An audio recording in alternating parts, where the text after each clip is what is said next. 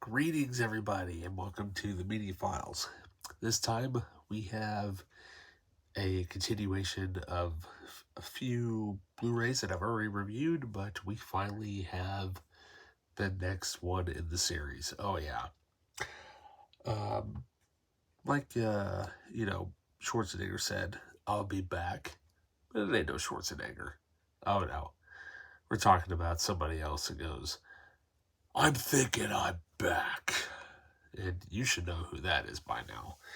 I'm, of course, talking about probably his second best role he'll probably ever have.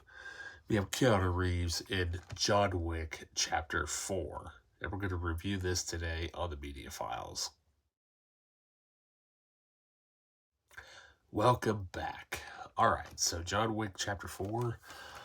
Okay, so it's sad that I did not get to see this in theaters as I originally planned to do. But, what can I say though? You wait for a while, you can just pick it up on Blu-ray or DVD, however you want. Then you can watch it however many times you want. One price, there you go. So, John Wick Chapter 4. What to say? Well, first of all, as most of you probably know by now, the movie's almost 3 hours. You're like, okay, that's a long-ass movie. Indeed it is, but you don't notice. It goes by pretty quick. It feels like it's more about like 2 hours and 25 minutes because of all the action scenes that are in this movie. But oh my god, though, I was like, how are they going to top themselves? Given the fact, John Wick, all three, the trilogy was, awesome, but I'm like, by the time you get around to a fourth movie, you're like, how did they top themselves? And sure enough, they definitely top themselves in this. Um, the funny thing is, actually reading the back of this, this is the first movie in the franchise that is not written by Derek Kolstad. He's basically, I think he's actually busy doing the Continental miniseries at the time, which is the prequel spinoff, which I cannot wait to watch, by the way. So we'll get a look at the inside artwork here. I bought mine from Disc Replay because it has their little sticker there, but I love the neon artwork there. That's awesome. And of course, as always, Keanu Reeves is pretty much an ultimate badass. But what can I say though? It's kind of funny with this movie. Now they kind of noticed that certain actors want to get into it, and sure enough, they got a pretty impressive cast. Besides Keanu Reeves, Donnie Yen shows up in this. We have Pennywise, Bill Skarsgård himself in this. Of course, you got to return with Morpheus, Lawrence Fishburne. But you also have to throw in there Hiroyuki Sanada. If you don't know who that is, that's Scorpion from the Mortal Kombat reboot. And also, you have the return of Lance Reddick, which is unfortunately his final performance in film ever. May he ever rest in peace.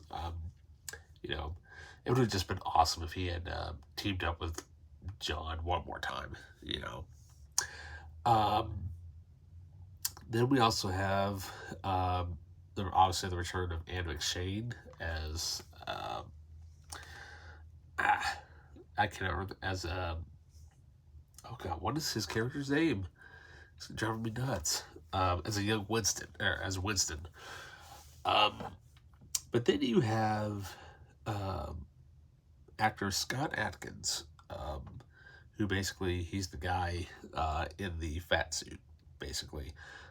Such an underperform, an actor who doesn't get a whole lot of credit because he is such a good actor.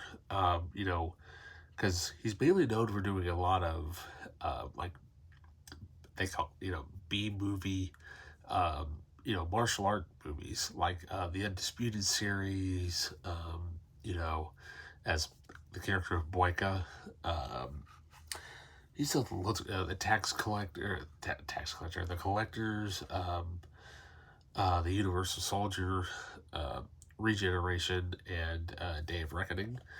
And he also has he auditioned for his role as Batman, as a potential Batman, and I'm like, dude, if they if they ever did Court of Owls in the storyline, he would be the one to be Batman because, let's face it, the guy knows martial arts, obviously, and they could use the Arkham, you know, style of fighting and whatnot for that. That would be awesome if that ever were to happen.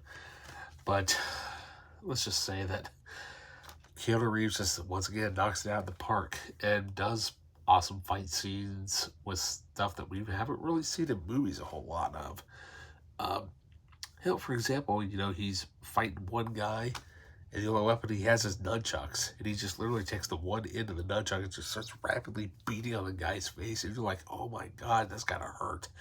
But, it's kind of funny. You watch the behind the scenes of one of those sequences, and you can tell Keanu gets all mad at himself and just literally just throws down the nunchucks because he's all pissed off at himself for messing up the choreography and everything. But, what can I say, though? It's Keanu, but he wants to give the best performance possible, which is why we're now on the 4th film of the franchise. So, the less I say about this film, the better, because I don't want to give away spoilers if you haven't seen it yet.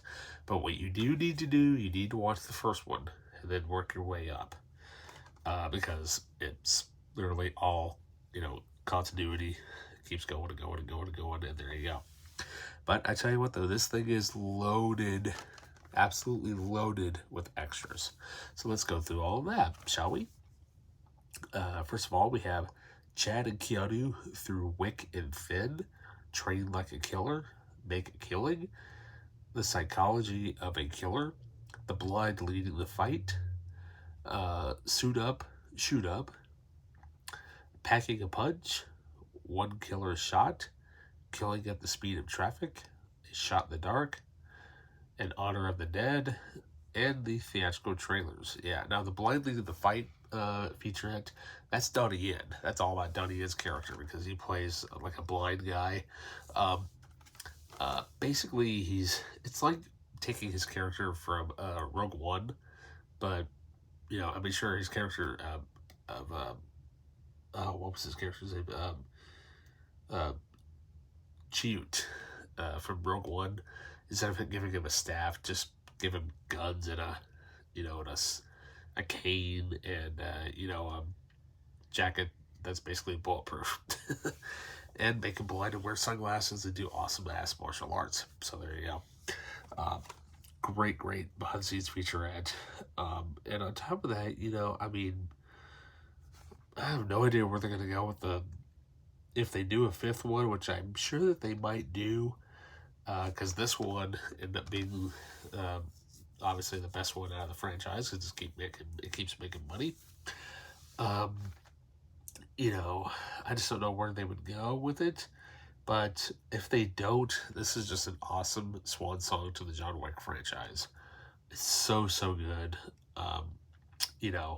But after watching this a few times, I think they've got enough story there for one more. Because I don't know. I think if you get up to 6, I think it might be a little too much.